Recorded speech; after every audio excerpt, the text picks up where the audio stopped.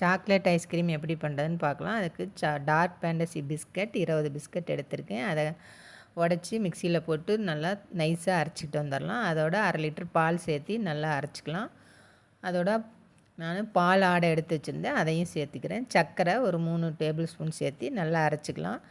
ஸ்டவ்வில் ஒரு கடாயை வச்சு அரைச்ச விழுதையெல்லாம் அதோட சேர்த்துக்கலாம். மறுபடியும் சர்க்கரை கொஞ்சமாக சேர்த்துருக்கேன்.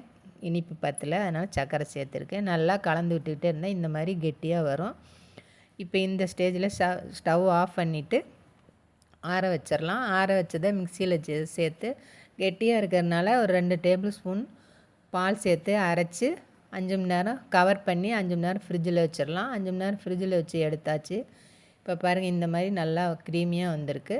மிக்ஸி ஜாரில் சேர்த்து மறுபடியும் அரைச்சி பவுலில் சேர்த்து சாக்கோ சிப்ஸ் சேர்த்து 8 மணி நேரம் ஃப்ரிட்ஜில் வச்சு எடுத்தால் நம்மளுடைய சாக்லேட் ஐஸ்கிரீம் ரெடி. சூப்பராக இருக்கும்.